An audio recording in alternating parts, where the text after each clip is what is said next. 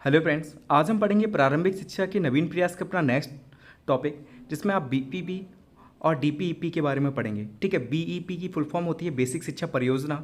ठीक है, तो पहले हम इसके बारे में जान लेते हैं। 2017 में इससे रिलेटेड क्वेश्चन पूछा गया है। ठीक है, तो इंपॉर्टेंट है, अच्छे से देख लेते हैं इस चीज़ को। तो बेसिक शिक्षा का मुख्य लक्ष्य सार्वजनिकरण के लक्ष्य की प्राप्ति हेतु विद्यालयों में बच्चों के नामांकन एवं ठहराव में वृद्धि करना है तथा उन्हें गुणवत्तापूर्ण शिक्षा उपलब्ध कराना है। तो बीईपी की फुल फॉर्म है बेसिक शिक्षा परियोजना। और बेसिक शिक्षा जो होती है, इसका मुख्य लक्ष्य क्या था?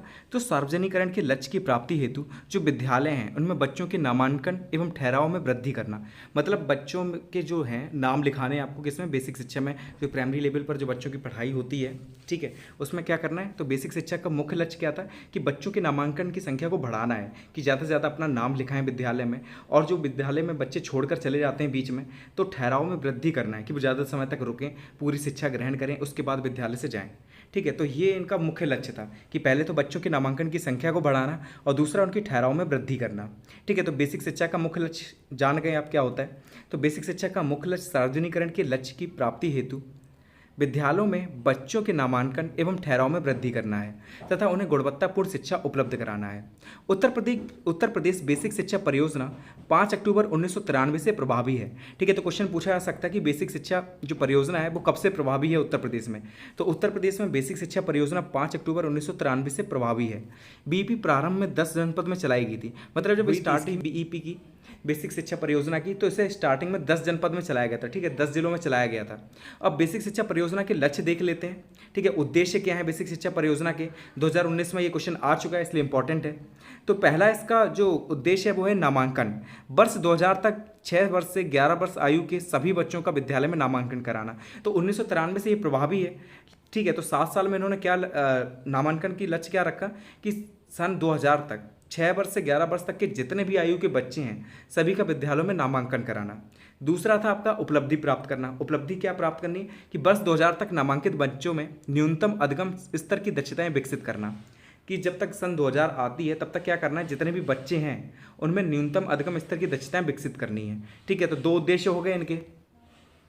तीसरा क्या है कि विद्यालय सुलभ कराना। 300 की आबादी तथा 1.5 किलोमीटर की दूरी पर प्राथमिक विद्यालय खोलना। जहाँ पर 300 लोगों की आबादी रहती है वहाँ पर एक प्राथमिक विद्यालय खोलना है इन्हें। ठीक है, या हम कह सकते हैं कि 1.5 किलोमीटर की दूरी पर एक प्राथमिक विद्यालय खोला जाएगा। ठीक है, तो ये लक्ष्य उनका उद्देश्य हो गया बेसिक शिक्षा परियोजना का। और देख लेते हैं क्या उद्देश्य है। फिर है इनका सतत शिक्षा और अकादमिक व्यवस्था। ठीक है, तो ये 5 उद्देश्य थे बेसिक शिक्षा परियोजना के, कि सतत शिक्षा, सभी को शिक्षा मिले। ठीक है, लगातार शिक्षा दी जाए और अकादमिक व्यवस्था की जाए विद्यालयों में। तो ये सारी चीज़ें थी, ये उद्देश्य में आ गए बेसिक शिक्षा परियोजना के। कार्य देख लेते हैं कि बेसिक शिक्षा परियोजना के कार्य क्या होते हैं।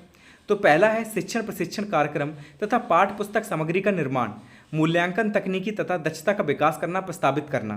ठीक है, तो इतने ये कार्य हो गए। कौन कौन से कार्य हैं? तो शिक्षण प्रशिक्षण कार्यक्रम चलाना, पाठ्य पुस्तक सामग्री का निर्माण करना, मूल्यांकन करना बच्चों का, तकनीकी तथा दक्षता का विकास करना बच्चों में।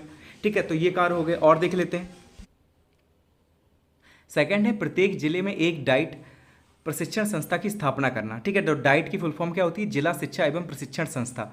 याद कर लेना, पूछी जा सकती है 1 नंबर में, डाइट से रिलेटेड क्वेश्चन भी आएगा। ठीक है, तो याद रखना कि प्रत्येक जिले में एक डाइट की स्थापना करना। तीसरा है कि बीआरसी व एनपीआरसी को ब्लॉक पर न्याय पंचायत स्तर पर शैक्षिक केंद्र के रूप में संचालित करना। अगर आप ब्लॉक में रहते हैं तो आपने बीआरसी का नाम सुना होगा। ठीक है, न्याय पंचायत में रहते हैं तो एनपीआरसी का नाम सुना होगा। तो इसे एक शैक्षिक केंद्र के रूप में संचालित करना है।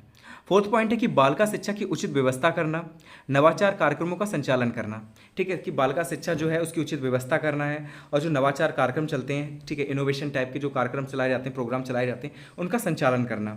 फिफ्थ पॉइंट है कि शिक्षण अधिगम सामग्री तथा अधिगम सामग्री की गुणवत्ता में सुधार लाना। तो ये बेसिक शिक्षा परियोजना के कार्य हैं, याद कर लेना, इंपॉर्टेंट है कि शिक्षण अधिगम सामग्री जो होती है और जो अध्ययन सामग्री होती है उसकी गुणवत्ता में सुधार करना भी बेसिक शिक्षा परियोजना का कार्य है।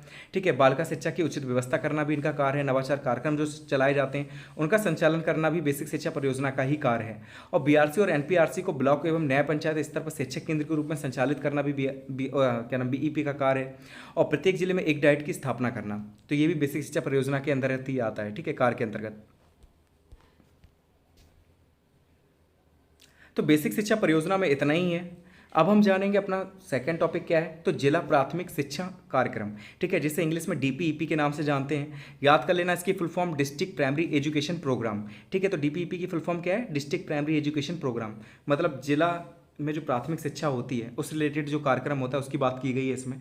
2017, 18, 19 तीनों में ये क्वेश्चन पूछा गया, इंपॉर्टेंट क्वेश्चन है, ठीक है। तो डीपीईपी के बारे में आप जान लेना। फुल फॉर्म है डिस्ट्रिक्ट प्राइमरी एजुकेशन प्रोग्राम। कब चलाया गया, तो डीपीईपी 1994 ईस्वी में शुरू किया गया। यह कार्यक्रम विश्व बैंक की वित्तीय सहायता से संचालित किया गया था।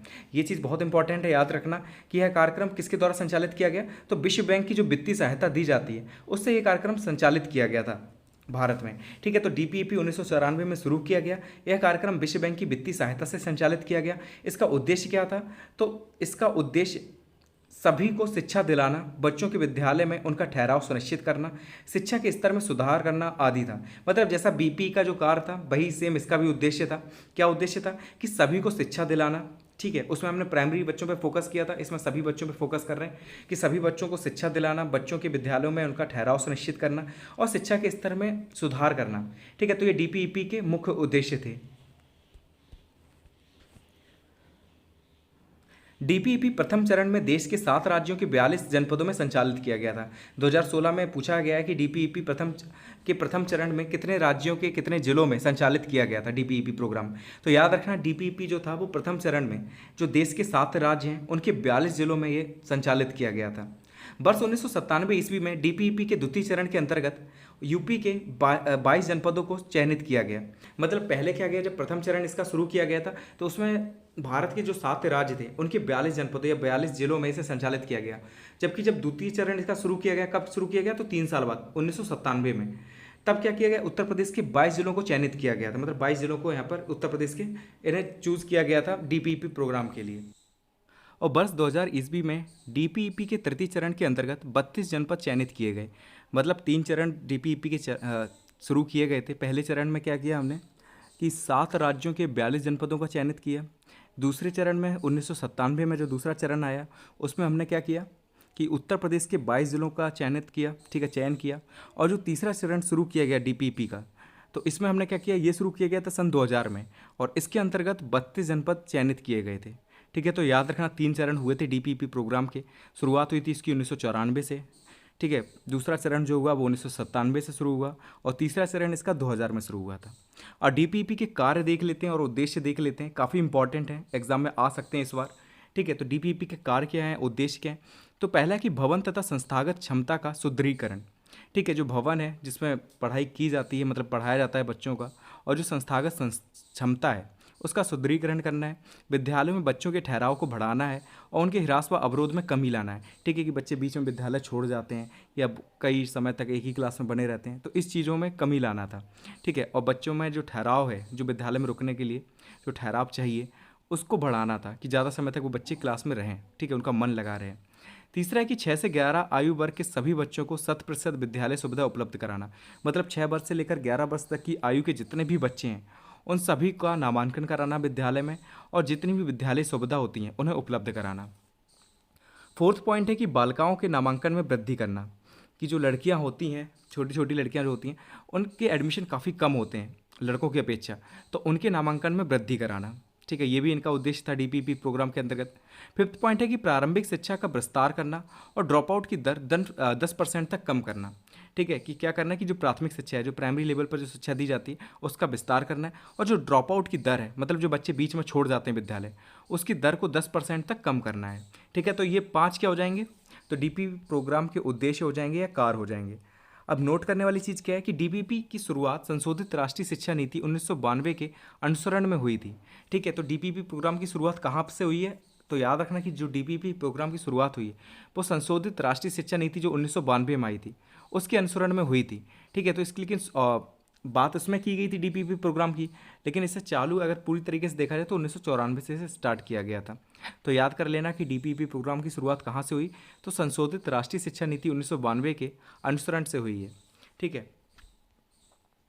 अब हम देख लेते हैं विद्यालयोन्मुखी कार्यक्रम, जिसे स्कूल रेडीनेस कार्यक्रम के नाम से हम जानते हैं, ठीक है। तो विद्यालयोन्मुखी कार्यक्रम जो है इसे इंग्लिश में स्कूल रेडीनेस कार्यक्रम कहते हैं। काफ़ी इंपॉर्टेंट है ये, 2016 में, 17 में, 19 में भी आ चुका है ये, ठीक है। तो काफ़ी इंपॉर्टेंट है। तो विद्यालयोन्मुखी कार्यक्रम का अर्थ है विद्यालय की ओर उन्मुख करने वाला कार्यक्रम, अर्थात वह कार्यक्रम जिसके द्वारा बच्चे विद्यालय की ओर आकर्षित हों।